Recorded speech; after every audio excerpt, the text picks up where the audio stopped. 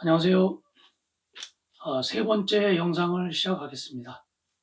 이번 영상에서는 다음 영상에서 그 마가복음 본문을 이제 해석을 시작을 할 텐데요. 그 바로 직전에 좀 미리 사전에 알아야 될 몇 가지에 대해서 말씀을 드리겠습니다. 크게 요약을 하면 한 두 가지 정도인데요.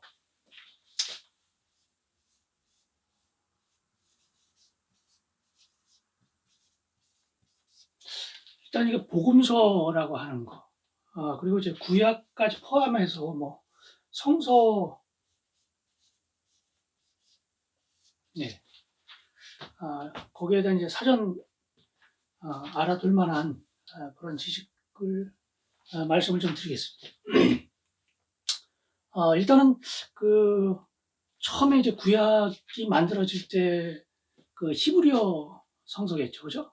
이게 이제 나중에 이제 번역이 되는데 번역하는 순서가 일단은 그 번역본이겠죠.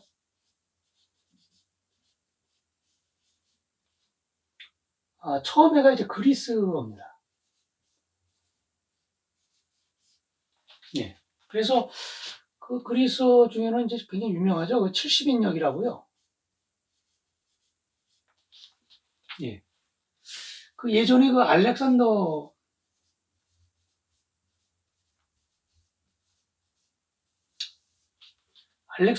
대왕이 그 동방 원정을 떠나서 이제 많은 지역을 영토로 이제 삼게 되잖아요. 근데 이제 굉장히 젊은 나이에 한 30대 정도 무렵에 갑자기 그때 뭐 말라리아 뭐 때문이다 뭐 여러 가지 이제 추측이 좀 있죠. 뭐 전에 너무 술을 많이 마셔가지고 뭐 그랬다는 얘기도 좀 있고요. 그래서 알렉산더가 이제 급사를 하고 나서 그때 네 명의 그 부하들이 이제 그 나라를 이제 4분 네 개로 나눠서 이제 그 통치하게 되는데요. 그 네 명이 이제 뭐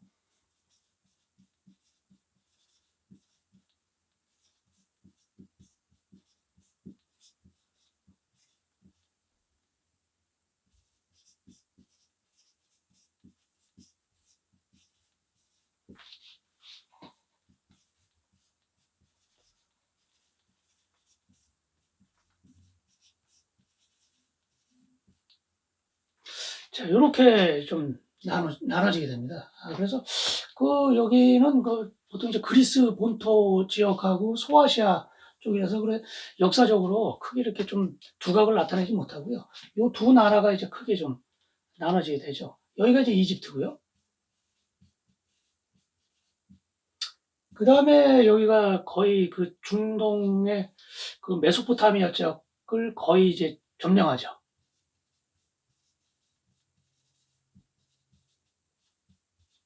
영토로 따지면 여기가 제일 많습니다. 예. 그래서 이때부터 이때가 대략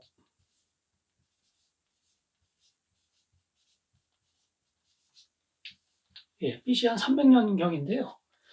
이때부터 이제 저 이집트를 그 프텔로마이오스 왕조라고 합니다.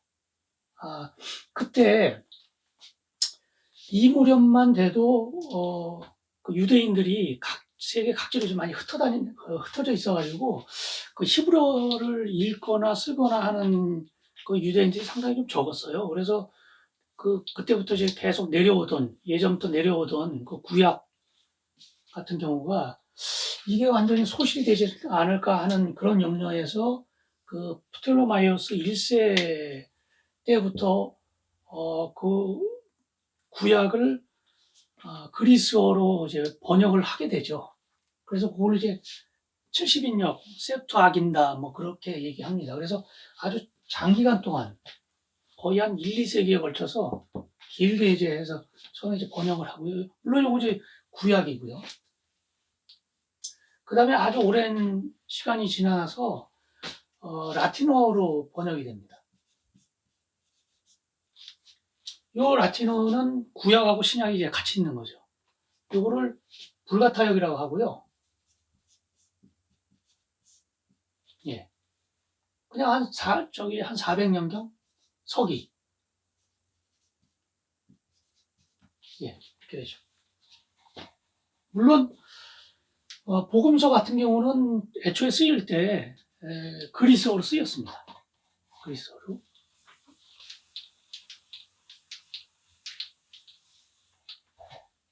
그래서 요거를 번역한 사람이 그 유명한 그 히에로니무스, 제롬이라고 하죠. 성 제롬. 예. 그 다음에가 이제 좀 더, 한참 좀 시간이 지나서 그 종교 개혁이 일어나잖아요. 그 마틴 루터에 의해서. 그 독일어로 번역이 됩니다. 그때 마침 그 구텐베르크의 인쇄술과 함께 같이 맞물리면서 아주 큰 반향이 일어나죠. 여기서 이제 종교 개혁이 시작되고요. 이때가 이제 대략 한 1500년대.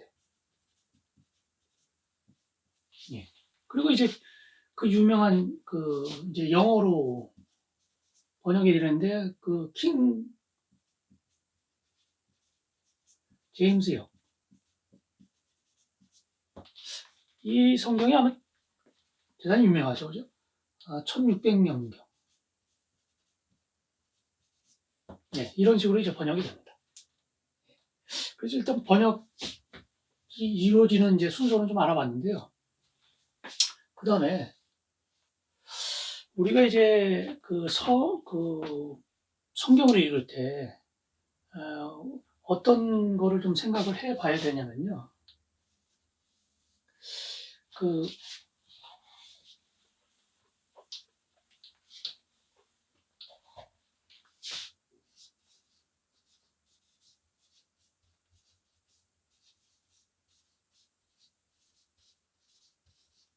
고대인의 의식 구조, 뭐 구조까지 아니더라도 뭐 하여튼 고대인의 의식에 대해서 또는 고대인의 그 의식 수준에 대해서 우리가 좀 이해를 해야 됩니다. 거의 뭐 구약으로 치자면 2000년이 한참 먼 전인 거고 신약만 해도 거의 한 2000년 전쯤부터 이제 막 쓰여졌거든요, 사실은. 그럼 그때 당시에 그 고대인들이 가졌던 어떤 자연에 대한 뭐 해석이라든지 이런 게 과학이 발달한 그 요즘 이제 교육을 많이 받은 우리 지금 현재 살고 있는 사람들, 현대인들하고는 사뭇 다른 겁니다. 그래서 그 사람들은 대부분 그 이해할 수 없는 어떤 자연 현상을 뭐 화산 폭발이라든지 또는 뭐 갑자기 폭풍우가 온다든지 가뭄이 든다든지 이게 왜 그런지를 설명할 수가 없잖아요. 그래서 가장 손쉽게 할 수 있는 방법이 사실 신을 동원해서 뭐 신이 저주를 내렸다, 신이 뭐 풍요를 가져왔다, 신에 의해서 뭐 이런 식으로 이제 해석을 하게 됩니다. 그러니까 그런 식의 이제 그 의식이 있거든요. 그래서 우리가 성경에 나오는 뭐 여러 가지 얘기 중에서 예를 들면은 이런 거는요.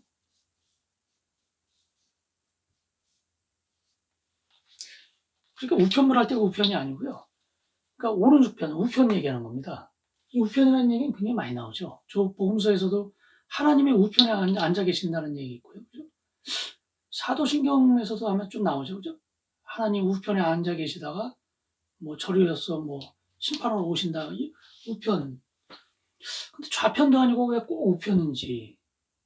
그 이유는 좀 있어요. 이거는 이제 그 고대인들, 특히 이제 유대인들의 이제 풍습에서 나온 얘기인데요. 뭐 특별한 게 아닙니다. 이게 사실은. 그러니까 우편에 앉는다는 거는 그 중심이 되는 사람에게 아주 밀접한 아주 가까운 사이라는 거를 의미하게 되거든요.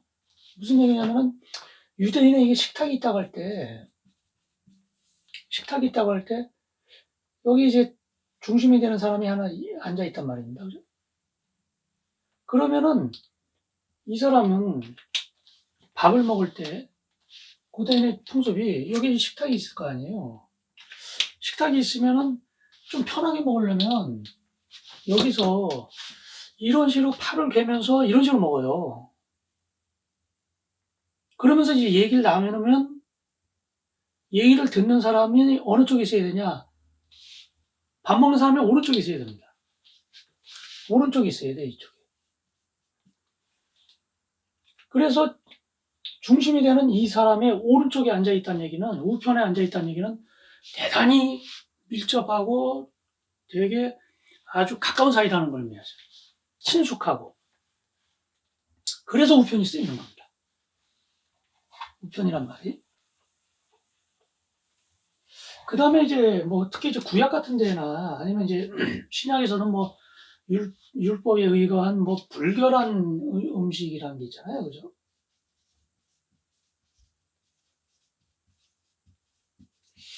그 대표적인 게 이제 돼지고기인데요. 그 왜 돼지고기를 그렇게 불결하게 생각할까? 아주 그 불결한 음식 중에서 이제 최고로 치죠. 그죠? 그 이슬람교도 마찬가지고요. 유대교에서도 그러고요. 그 왜 그러냐? 몇 가지 설이 있는데요. 그 이런 이유 때문에 그렇습니다. 예, 그 돼지고기는 다른 고기에 비해서 굉장히 상하기 쉬워요. 그러니까 이제 잘못 먹으면 이제 탈이 나고 막 하지 않습니까? 그죠? 그래서 뭐 돼지고기는 꼭 익혀 먹어야 되고 소고기는 뭐 적당히 뭐 핏물이 약간 보일 때 먹는 게 좋다. 뭐 이거는 이제 상하기가 쉽거든요. 그래서 먹다 보면 탈이 나고 그러다 보면 그 어떤 부정적인 그 어떤 인식이 많이 쌓이겠죠, 그죠? 네. 그런 게 있고요. 그 다음에 그 경쟁 관계가 있어요. 무슨 얘기냐면 소나 양, 뭐 염소는 사람하고 먹는 게 다릅니다, 그죠? 걔들은 풀만 먹죠, 그죠? 사람이 먹는 거는 웬만하면 잘 안 먹어요. 그러니까 겹치질 않아요. 돼지고기는 잡식이라서 사람이 먹는 거 다 먹습니다. 그러니까 사람하고 먹이 그 경쟁 관계가 있어요. 그러니까 먹이가 좀 부족하거나 이런 그 유목 생활하는 사람들의 입장에서는 이 대단히 좀 그 좋지 않은 거죠, 사실은. 소나 양 키우는 것보다는. 그래서 이제 좀 부정적으로 생각이 됐고요. 그 다음에 이제 돼지 자체가 이제 그 소나 양처럼 널리 이렇게 그 해서 이렇게 방목해서 키우는 경우는 좀 드물잖아요. 우리를 만들어서 키우고 그 안에서 이제 키우다 보니까 특히 이제 얘는 잡식을 하다 보니까 그 여기서 나오는 이제 돼지 그 분뇨 같은 경우가 그 소나 뭐 이런 그 전적인 그 초식동물의 그 분뇨 그 냄새나 이런 것보다 훨씬 더 역하죠. 그죠? 그러니까 얘들을 이제 거기다 이제 좁은 우리 안에서 키우다 보니까 아주 그러니까 자체로 봤을 때 불결해 보여요. 또. 예. 그래서 그 구약에 보면은 뭐 이런 음식 먹지 마라, 저런 음식 먹지 마라 그런 얘기가 나오는데 사실 이제 여러 그 사람이 이제 오랫동안 이렇게 살다 보니까 그 환경에 맞춰서 이런 음식은 사람한테 좀 불리하고 이런 음식은 좀 이롭고 그런 게 좀 쌓여서 그렇게 됐을 거다 이렇게 추정을 하는 겁니다. 예. 그 다음에 이제 그 성경에 나오는 표현 중에서요. 그 말대하는 사실 표현들이 있죠. 예를 들면 뭐 그 세상 그 복음서에 보면 세상에 종말이 올 때는 별이 떨어진다 그러잖아요. 그 옛날 사람들은 이제 별을 어떻게 생각했냐면은 물론 이제 지구도 평평하다고 생각했고요. 그 저기 뭐 태양이 돈다고 생각했겠죠. 근데 하늘은 이렇게 둥글다고 생각했어요. 이렇게. 그죠? 그리고 우리가 보면은 별들 중에는 우리가 거리를 느끼지 못해서 그러지 가까이 있는 별도 있고 먼 별도 있고 그래요. 사실은 그죠? 그러나 그 거리가 느껴지지 않습니다.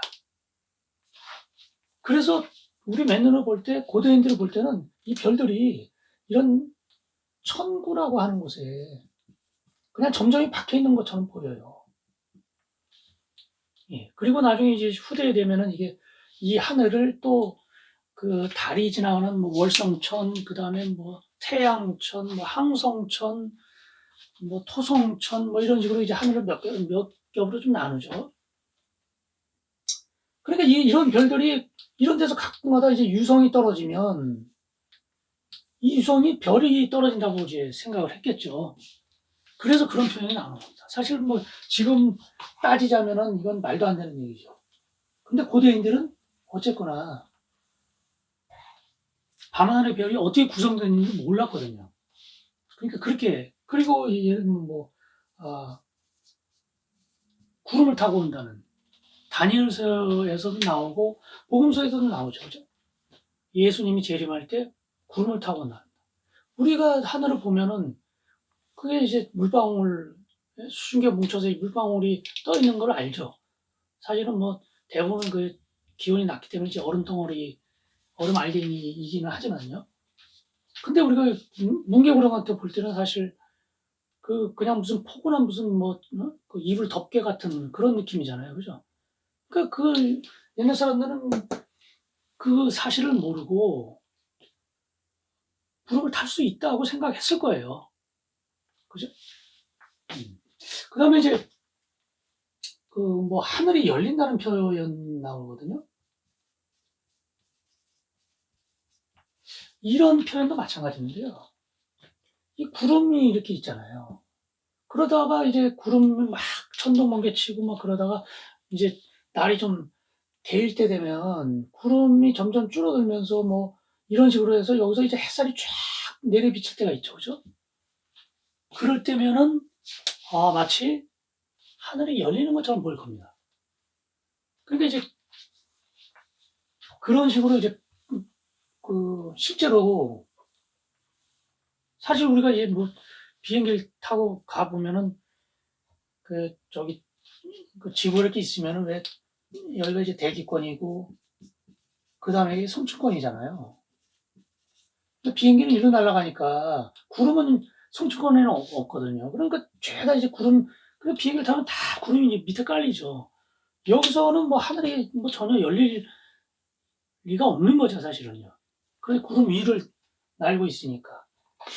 근데 이제 이런 경험을 하지 못한 이런 사전 지식이 없는 고대인들은 이제 그렇게 생각을 했겠죠. 그러니까 이런데 이렇게 표현했다 그래서 그거를 정말 고지고대로 믿으면 안 되겠죠. 그냥 그 사람들은 그 당시에는 그렇게 생각을 했다는 거죠.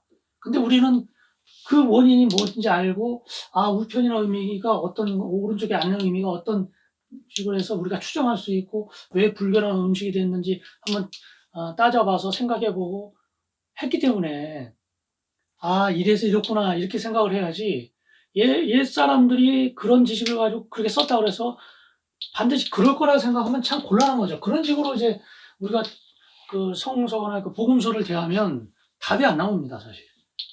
그렇게 따지면. 전혀 이상한 얘기가 되는 거고. 뭐 많죠. 뭐 여리고, 예? 그 여호수아에 의해서 이제 여리고 정복할 때, 예? 태양이 한순간에 좀 한나절 정도인가 반나절을 멈췄다고 하잖아요. 말이 안 되는 거 아닙니까, 사실. 태양이 이렇게 있으면 태양이 하루에 한 바퀴 이렇게 돌아오는 건 지구의 자전 때문인데 태양이 멈춘 게 아니라 사실 지구의 자전이 멈췄다는 얘기인 건데 한순간에 멈추면 어떻게 되겠습니까? 지구 자전 속도가 어마어마한 건데요. 그죠? 바람이 뭐 그 사람이 제대로 서 있을 수가 없는 거죠. 그러니까 이제 이런 그 하늘이 뭐 저기 해가 멈췄다 이런 의미는 워낙 전쟁을 치열하게 하다 보니까 정말 긴 시간처럼 느껴졌다. 이제 그런 의미를 뭐 그런 식으로 표현했다라고 이렇게 우리가 이해를 해야지. 진짜 이때 뭐 해가 멈춰서 그래서 뭐 요즘 뭐 그 창조론 얘기하는 그런 사람들 같은 경우는 뭐 날짜를 따져보니까 어느 한순간이 뭐 비었다라고 어떠한 얘기 헛소리를 나오는 거지. 이거를 그냥 고지고대로 믿으면 그렇게 되는 거죠. 그래서는 안 되는 거죠. 정말 엉뚱한 얘기가 나오죠. 그 다음에 이제 뭐 방언 같은 경우도 그렇고요. 방언 같은 거. 그래서 그 300인가요? 영화 300. 거기서 보면은 왜 레오니다스 그 왕, 그 주인공 왕이 그 페르시아하고 이제 맞서 싸울 때 왜 그 무슨 이렇게 좀 그 산에 이렇게 올라가서 이때 거기 이제 여사제의 어떤 그 신탁이라고 그러죠, 신탁. 이런 얘기를 듣죠, 신탁. 그러니까 이거 신탁이라는 게 어떤 거냐면은 이제 그리스 같은 경우는 이제 그 지중해 부근에는 이제 화산도 좀 있고 막 하니까 이게 그 틈이 갈라져서 거기서 이제 화산 가스 같은 게 좀 나오거든요. 근데 이 화산 가스 같은 경우는 이제 좀 맞다 보면 그 호흡이 곤란해지고 정신이 몽롱해지고 또는 이제 마약 성분이 있는 뭐 잎사귀 같은 걸 씹고 그러면은 사람이 멍청해지거든요. 그 멍청해진 상태에서 그냥 막 뭐라고 얘기를 하죠. 그럼 뭐라고 얘기하면은 그거를 해석하는 사람들이 좀 있어가지고 사실은 뭐 그걸 옳게 해석하는지 안 하는지 모르지만 이런 식으로 얘기하면은 이제 그 신탁을 받으러 온 사람이 아 그렇구나 그러고 뭐 전쟁을 해야 된다 말아야 된다 뭐 그딴 식으로 이제 해석을 했을 때 그 고민하고 막 하죠. 예. 그러니까 지금 생각하면 이건 참 뭐 거의 무당 같은 얘기죠. 그죠? 뭐 이런 거를 방언이라고도 하고요. 방언이라고도 하고요. 그리고 뭐 복음서에 보면 뭐 방언 얘기가 나오는데 거기서는 우리가 지금 흔히 알고 있는 그런 게 아니죠. 뭐 하나님의 계시를 받아서 막 전혀 모르는 얘기를 막 떠드는 게 아니죠. 외국어였죠, 외국어. 그러니까 우리가 사투를 방언이라고 하지 않습니까? 그 얘기죠. 그 당시 이제 여러 민족들이 막 혼자 있으니까 유대인 중에는 뭐 그리스 가 있었던 사람도 있고 뭐 저쪽에 그 바빌론 쪽 뭐 그 당시 바빌론이라는 나라는 없었지만 하여튼 그쪽 지역에 가 있던 사람 뭐 이집트 쪽에 가 있던 사람 그런 사람들이 이제 뭐 고향에 와서 예를 들면 그 어떤 한 회당에 모였을 때 그냥 막 얘기할 때 다른 나라 사람들 말로 얘기를 하니까 사람 뭐 거기 있는 촌에 있는 사람들은 깜짝 놀랐겠죠. 뭐 그런 얘기죠 이게. 그런 식으로 받아들여야죠. 그 다음에 이제 뭐 거기 복음서에 보면 이 얘기는 뭐 본문 해석할 때 조금씩 다루겠지만 기적 같은 경우도 그 예전에 그 당시에는 이 마술사나 또는 이제 주술사라고도 하고요. 이런 사람들이 좀 많이 있었다 그래요. 뭐 순회하는 사람들도 있었고 돌아다니면서 이제 그 어떤 질병이라든지 어떤 뭔가 문제가 생겼을 때 그걸 그 어떤 그 뭐 전 세계 뭐 그 풍속을 알려주는 어떤 다큐나 이런 데 보면은 조금 저 남미 쪽에 어떤 인디오나 저 아프리카의 그 원주민들 같은 경우는 그 의학의 도움을 못 받는 상태에서는 그 어떤 주술사라든지 뭐 이런 사람들이 뭐라고 막 저기 하자 뭐그 치료 그 얘기를 해주잖아요. 방법을 얘기해주고 뭐 그렇게 하기도 하고. 그래서 우연찮게 이제 그게 효과를 볼 때도 있지만 또 그렇지 않은 경우도 있고요. 또 우연찮게 효과를 보면 거기서 이제 사람들은 거기에 그 주술사에 대해서 신뢰하고 뭐 이러죠. 그래서 그때 그 예수님 돌아가시고 나서 그때 이제 그 사도들이 이게 그 전도 여행할 때 그때 아주 유명한 사람이 그 마술사 중에 시몬 마구스라고 있거든요. 전생에 의하면 뭐 날라다녔다고도 하고 그래. 그런 얘기도 있습니다. 실제로 뭐 그랬겠어요? 그건 아니겠죠. 그죠? 그러니까 이제 우리가 복음서라든지 성경을 읽을 때 이런 거를 염두에 두고 봐야 된다고 해서 제가 좀 말씀드렸고요. 그 다음에 이제 이게 이런 식으로 이제 쭉 성경이 번역이 되었는데 실제로 이제 구약이 좀 먼저 이제 완성이 됐고요. 그 다음에 나중에 이제 신약이 완성이 돼서 그 가톨릭 성경하고 개신교 이제 가톨릭 성경 같은 경우가 최초로 이제 완성된 게 이제 이때거든요. 그러면은 그냥 아주 순탄치 어려움 없이 그런 식으로 해서 이게 성경이 다 이렇게 캐논이라고 하는데, 응? 캐논이라고 하죠. 이거. 여기에 포함이 안 된 거를 이제 외경이라 하고, 그 다음에 가짜 정경을 이제 위경이라고 하고요. 그렇거든요. 그러면은 이게 아주 순탄하게 됐냐. 그러니까 지금 우리 성경에 포함된 그 캐논, 정경, 그거 말고도 그 당시에는 복음서는 어마어마하게 많았습니다. 근데 그 어마어마하게 많았을 거라고 그 추정을 했는데, 결국 그게 지금 이제 밝혀졌죠. 그 1940년대인가요? 그 여기가 이집트인데요. 이집트인데 여기가 이제 나일강이 흐르고요. 한 요쯤에서 여기에 이제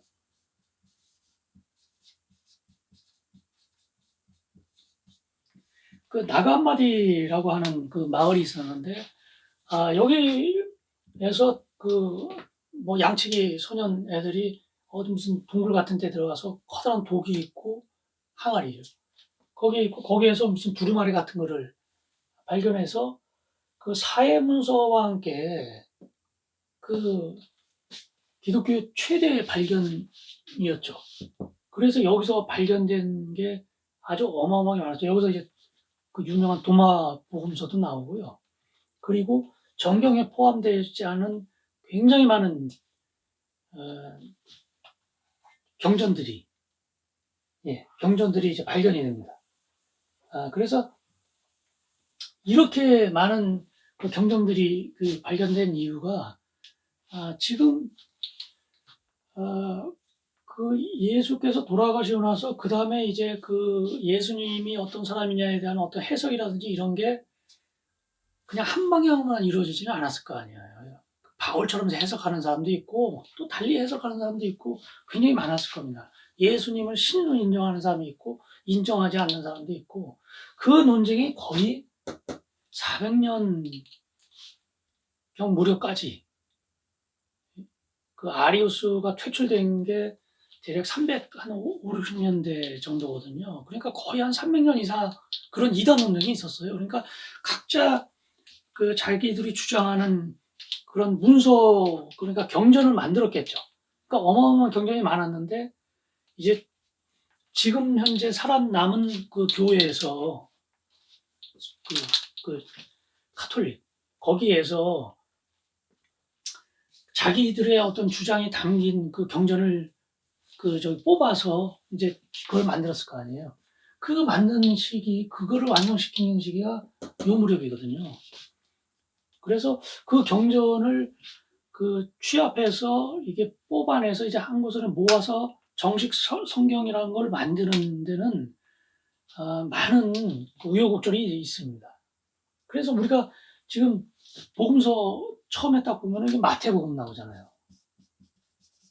마태복음. 이 마태복음도 그 교회의 아버지라고 하는 교부들 있죠, 교부들. 그러니까 믿음 강하고 학식 강하고 뭐 이런 그 예를 들면 뭐 아우스티누스라든지 뭐 그 이레나이우스, 뭐 이그나티우스, 뭐 그 터툴리안, 그죠? 뭐 이런 사람들, 그죠? 그런 사람들도 이 마태에 대해서 예를 들면은 대충 교부가 한 10명이 있다 치면은 5명은 찬성, 정경에 포함시키는데 5명은 반대했어요. 네. 그러니까 전적으로 딱 봤을 때 이거는 무조건 정경이다, 이게 올바른 소리야 했던 게 아니었던 거죠. 나는 우여곡을 거쳐서 이렇게 선정이 되고 번역이 되고 그러면서 이게 정경으로 이제 서서히 굳어진 거죠. 그 전까지는 논란이 많았다는 겁니다. 그 사실은 우리가 좀 알고 있어야 되고요. 그 다음에 이제 성경의 특징이 원본이 없다는 거죠. 그죠? 누가 최초로 썼는지가 없어요. 그리고 누가 최초로 쓴 것뿐만 아니라 누가 최초로 썼는지를 물론서 치더라도 이게 최초의 원본이라 하는 게 없습니다. 예, 죄다 사본이죠. 죄다. 그러니까 처음에 뭐 그 원본 비슷한 게 뭔가 있었겠죠, 그죠? 그래서 그 원본이란 게 그런 게 있으면 당시에는 인쇄술이 없으니까 무조건 이제 베끼는 거죠, 하나하나. 그죠? 그래서 이제 4번이 되는 건데 아마 조그만 쪼가리까지 다 합치면 몇만 개 될 거예요. 근데 이 4번 중에 가장 그 권위 있게 인정받는 그 4번이 있는데 4대 4번이라고 해서요. 가장 먼저 가장 오래된 게 그 시나이 4번이라고 시내 산이라고 있잖아요. 예를 들어서 저기 이스라엘 가면 그 시나이 4번이 있고요. 현재 이 바티칸에서 보관하고 있는 바티칸 4번. 예. 그다음에 이제 그 이집트의 그 알렉산드리아 고대에서는 거의 가장 그 번영되고 지적으로 아주 충만한 도시였잖아요. 그 알렉산드리아 사본이 있고 그다음에 이제 그 레닌글라드 사본이라고 이 네 개의 사본이 그 가장 권위를 인정받고 있습니다. 근데 여기서 하나 좀 특이한 게 마가복음이요. 16장까지 있잖아요. 그죠? 그리고 8절이 있고요. 그 다음에 9절부터 몇 절이 쭉 나오죠. 이렇게. 그죠? 근데 가장 권위를 갖고 있는 이 사본에 가장 먼저 만들어졌다고 하는 그 신화의 사본. 거기에는 이게 없습니다. 그러니까 어떤 식으로 끝나냐면 8절이 어떻게 식으로 끝나냐면 그 예수님이 묻혔던 그 동굴 들어가서 시신이 없는 걸 확인하고 여인들이 놀래 자빠져가지고 밖으로 나왔다. 그걸 딱 끝나는 겁니다. 그럼 이건 뭐냐? 이건 후대에 붙인 걸로 학자들은 추측하죠. 그러니까 복음서라는 거, 성경이라는 게 이런 겁니다. 예. 그러니까 완벽하지가 않죠. 그걸 인정해줘야 돼요. 이런 거. 할 때. 이걸 완벽하다고 이해를 해버리면 아무런 뭔가를 얻을 수가 없어요. 그러니까 실제 살았던 예수님을 추적하는 거, 이걸 모조리 다 기정사실하고 인정하고 찾는다? 그건 불가능한 거죠. 그래서 이제 우리는 이제 이걸 좀 경계해야 됩니다. 성서 문자주의 이걸 축자 영감설 영원한 때 영자예요, 그죠? 이건 글자를 의미하고 이게 축자가 무슨 축자인가 따져봤더니 이제 그 두 가지더라고요. 쫓는다 또는 돼지 그런 의미인데 쫓는다는 거겠죠. 그러니까 글자 한자 한자를 쫓아가면서 영감을 불어넣었다 이랬더니 누가? 하나님이. 그러니까 이런 식으로 했으면 하나님이 글자 하나하나에 대해서 영감을 불어넣어서 썼으면 이거 완벽해야죠. 그렇죠? 그러니까 성경 글자 하나가 오류가 없이, 그러니까 성경 무오류설하고도 이제 일맥상통하는 건데요.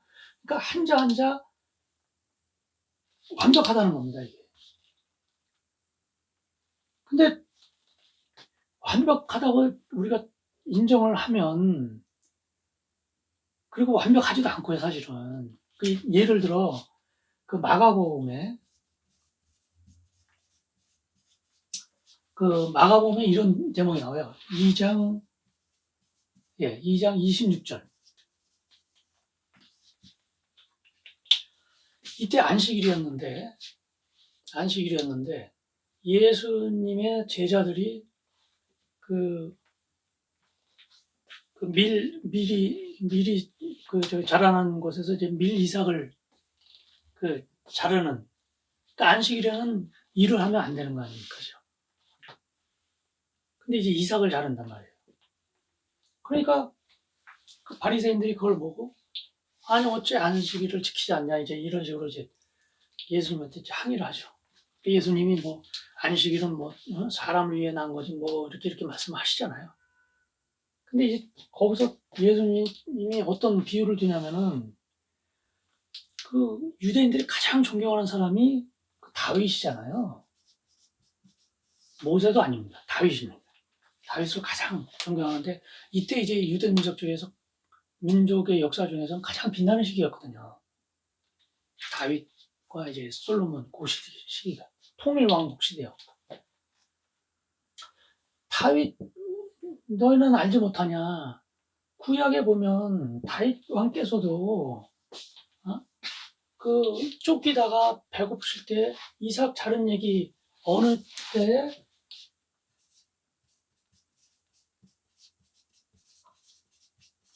예.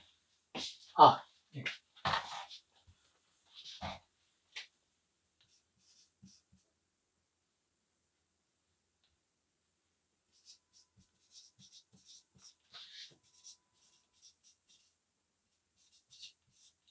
대, 예.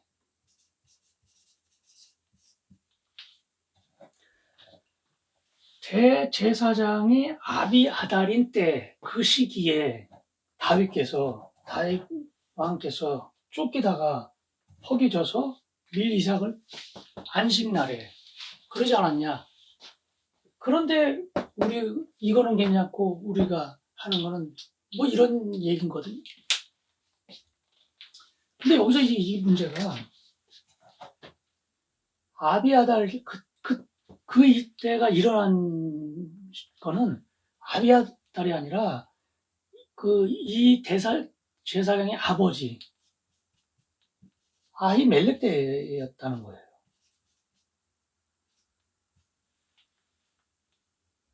그래서 그 미국의 그 유명한 그 성서 비평학 교수인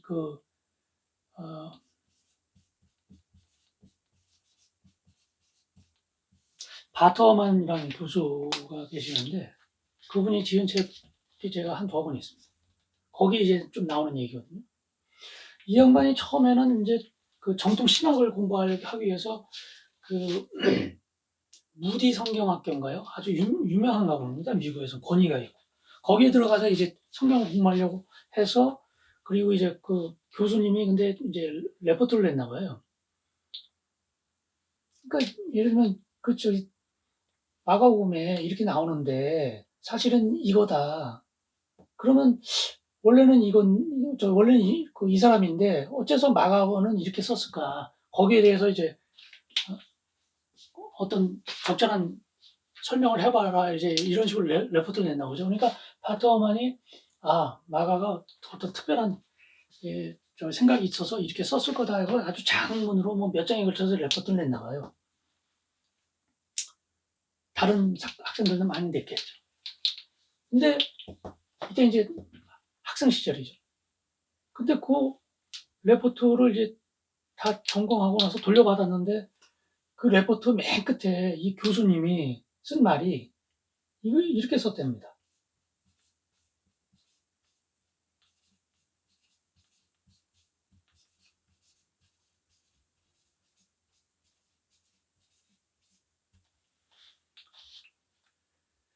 그러니까 이 사람은 요 전까지는 그 복음서가 그 한 점 한 획도 틀리지 않을 거라는 이제 생각을 했던 거예요. 근데 그 이쪽 분야의 어떤 전문가인 교수님이 이 얘기로 그 답을 했답니다. 마가가 실수했겠지. 그래서 이 바터만이라는 그 학생은 뭔가 큰 충격을 받은 것처럼 그때 하여튼 굉장한 어떤 생각을 했나 봐요. 많은 보통 신학 쪽으로 하지 않고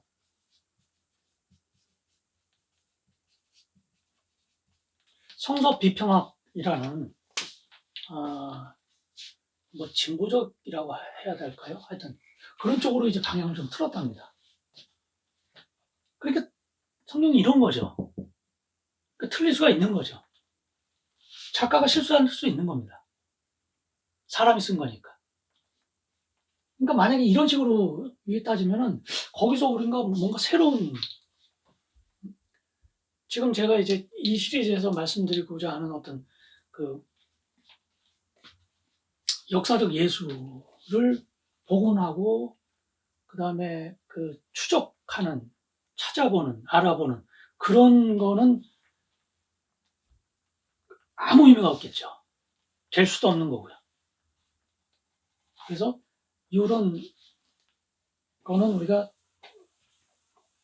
사전적으로 좀 알고 시작하는 게 좋겠다. 이건.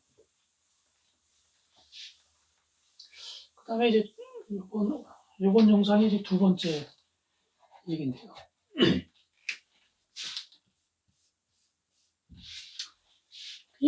지금 제가 이제 그 마가복음 얘기를 계속 하는데요. 왜 그러냐면은 이 마가복음을 통해서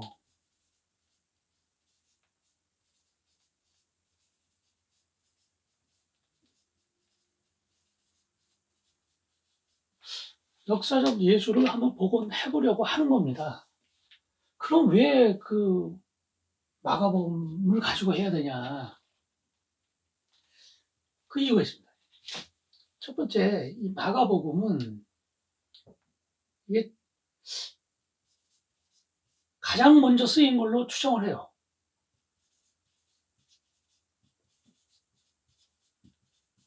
이건 거의 대부분의 학자들이 이제 인정을 합니다. 100년 전만 해도 아니었을 거예요. 19세기 이제 들어오면서 그 성서 비평학이라는 게 이제 발전하면서 이 사실을 알아냈죠. 처음에는 마태가 먼저 쓰였다고 다 생각을 했었습니다. 그러면은 최초의 복음서라는 증거가 뭐가 있을까? 근거가. 첫 번째가요.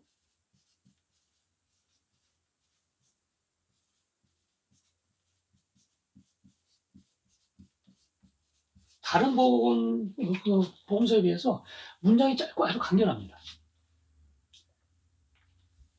예를 들면 어떤 사건이 일어났어요.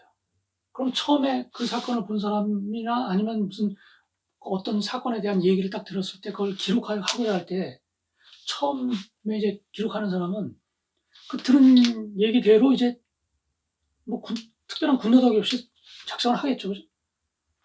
근데 그렇게 기록한 거를 다음 사람이 기록할 때면 그걸 보고 좀 가만있어 봐. 이게 앞뒤가 좀 안 맞지 않나?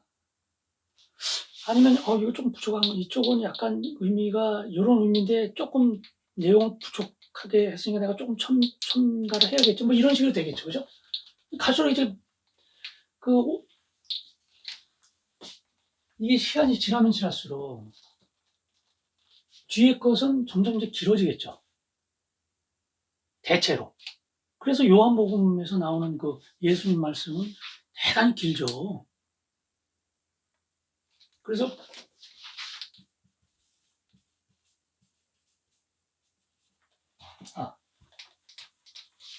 미국에는 뭐 그렇게 알려지지는 않은 단체 같은데요. 예수 세미나라는 단체가 있답니다.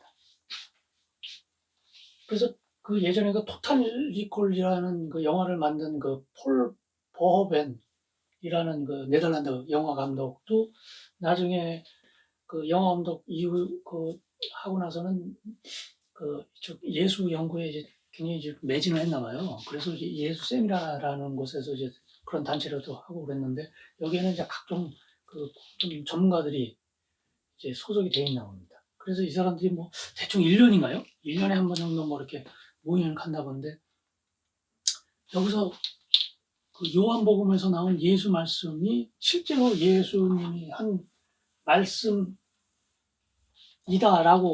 한 게 하여튼 몇 프로인지 제가 기억을 안 나는데요. 하여튼 무조건 10% 이하입니다.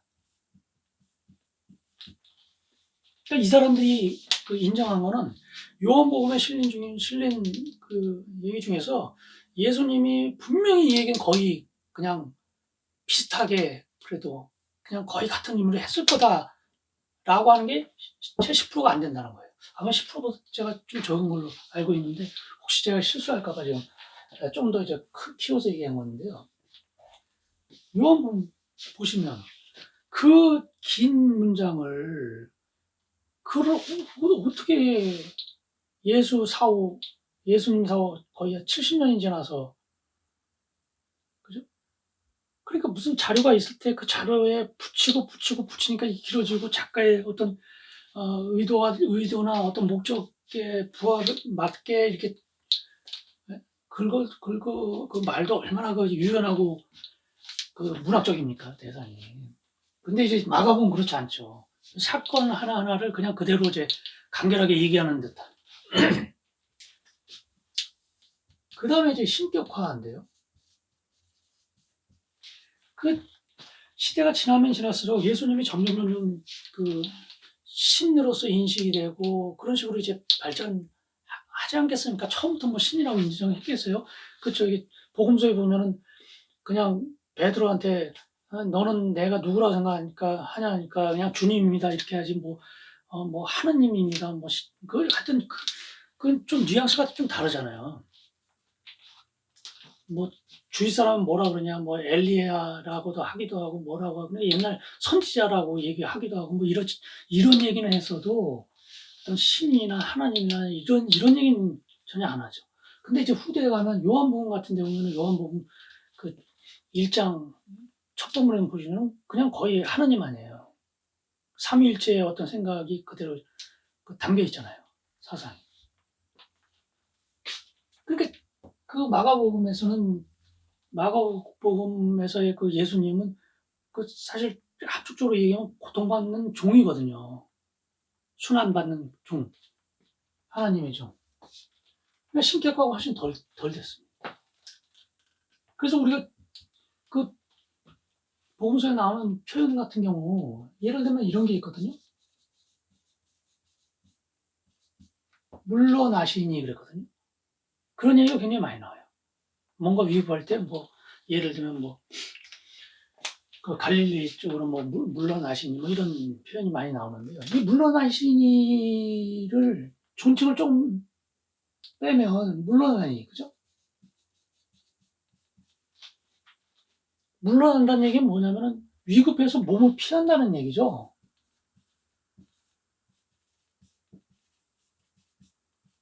몸을 피한다는 얘기는 뭡니까? 이 얘기야 좀 그렇죠. 도망간다는 얘기죠.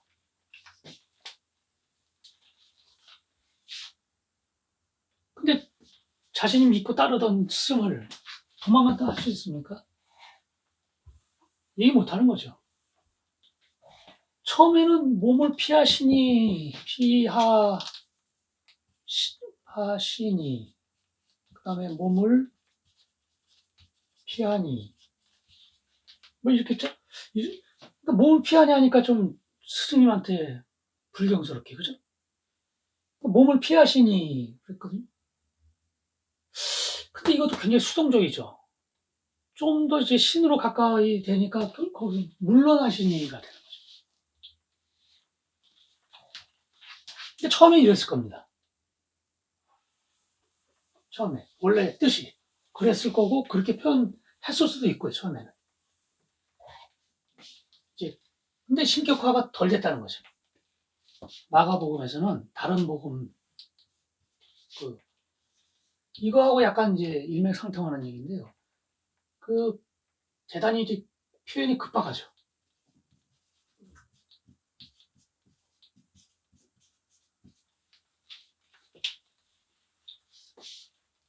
세상에 종말이 올 거라고 말씀하죠. 그죠? 예수님은 하여튼 종말론자인 거는 분명합니다. 그죠?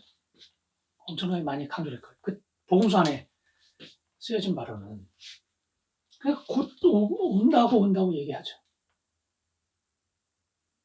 그러니까 예수님이 사후에 얼마 지나지 않았을 때는 곧 올 거라고 얘기하겠죠. 근데 시간이 지나면 어떻게 했어요? 점점, 왜 안 오지? 종말이 왜 안 오지? 왜 안 오지? 그러니까 이게 급박한 표현이 좀 더 나이브하게 되죠. 뒤로 갈수록. 후대에 쓰였을 것으로 추정되는 그런 복음서의 표현들은 그렇다는 거죠. 그 다음에 이제 좀 불편한 표현들이 있죠.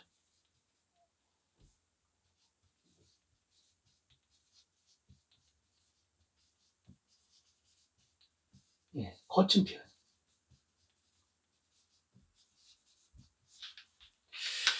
그 복음서에 보면은 뭐 그 다음번 저기 요거 달락 얘기할 때도 이제 좀 나오겠지만요. 그 마가복음이 대다수 마가복음 전체에 보면은 거의 90% 정도가 그 마태에 실리고 그다음에 이제 누가에도 실리고 그랬어요. 그래서 마가복음 그 다른 복음서는 하나도 안 실리고 마가복음에만 있는 그 장도 아니에요. 절. 그 문장. 절이 한 열 몇 개밖에 안 됩니다. 그 중에서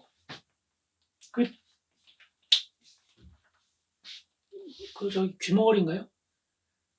그 귀머거리를 치료하는 그게 나오는데 왜 침을 뱉고 귀에 하고 그다음에 혓바닥에 손을 넣은 다음에 열려라 뭐 에바다 열려라 하고 그러잖아요.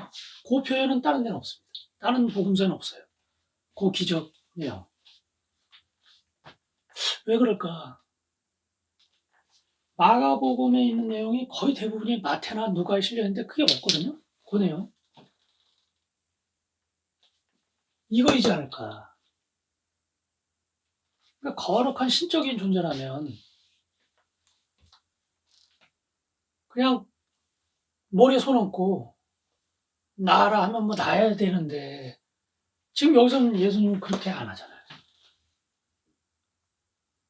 양 귀에다가 어? 침을 해서 넣고 손바닥으로 혓바닥을 문진 다음에 열려라 하는 좀 불편했죠. 초창기에는 실제로 그랬으니까 그냥 기록을 하는데 그거를 다시 그 내용을 가지고 따로 이제 복음서를 만들 때 하면은 그 내용이 쓰기에 찜찜한 거예요. 왜냐하면 그때는 예수님이 좀 더 거룩한 존재로 인식이 되니까. 그러니까 그런 내용 이런 게 실린 걸로 봐서는 마가복음이 최초일 것이다. 그 다음에 이제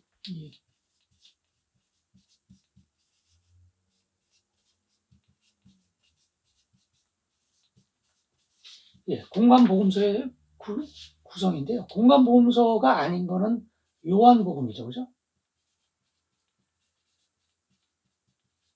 이거는 이제 공관복음서 마가, 마태, 누가하고는 전혀 다른 내용입니다. 일부 이제 같은 내용이 실려 있기는 하지만 굉장히 다릅니다. 굉장히. 그래서 그 세 가지를 이제 공통된 관점에서 보는 복음서다 이렇게 얘기하는데요. 구성이 이렇게 돼 있어요. 그 마가복음이 있고요. 마태복음이 있습니다.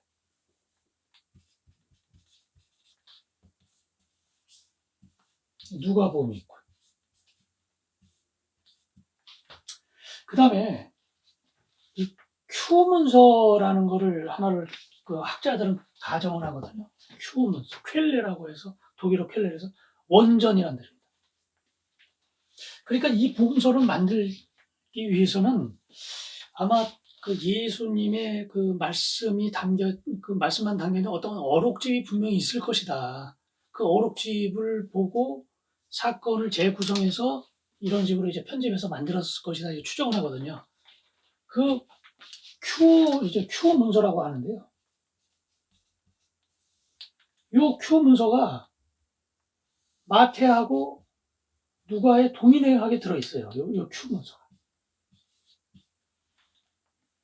그 다음에 이제 마가복음, 그 마가복음에서 그 차용된 게 거의 한 60% 정도가, 이 마가복음의 60% 정도가 마태복음에 실려 있어요.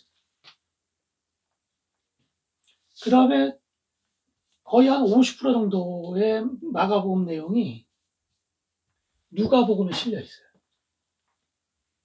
그리고 오로지 마태에만 실려 있는 게 있고요. 오니 마태. 그러니까 오로지 그 누가에만 실려 있는 자료가 있고요. 그러니까 이런 식으로 구성되어 있습니다. 그러니까 마가복음이 마가복음만 따로 이게 있는 거는 그 열에서 한 20절 정도밖에 안 돼요. 나머지는 다 이런 식으로 나눠져 좀 실려 있거든요. 얘하고 공통인 부분도 상당히 많이 있고. 그러니까 결국은 우리가 어떤 식으로 추정할 수 있냐면 이거의 두 개의 원전을 갖고 마태 같은 경우는 또 마태만의 어떤 자료를 가지고 이 세 가지를 가지고 이걸 만들었다. 마찬가지로 누가도 이렇게 만들었다. 그러니까 결국 최초로 만들어진 복음서는 마가복음일 것이다. 만약에 이걸 보고 했다 그러면 Q 같은 건 공통인데 왜 Q는 여기에 왜 안 들어갔겠어요? 그건 좀 이상하잖아요. 그죠? 그러니까 결국 얘가 원전인데 얘하고 놓고 있으니까 얘가 최초일 것이다. 그렇게 해서 이제 마가복음이 최초의 복음서라고 합니다. 그래서 다음 시간부터는 그 마가복음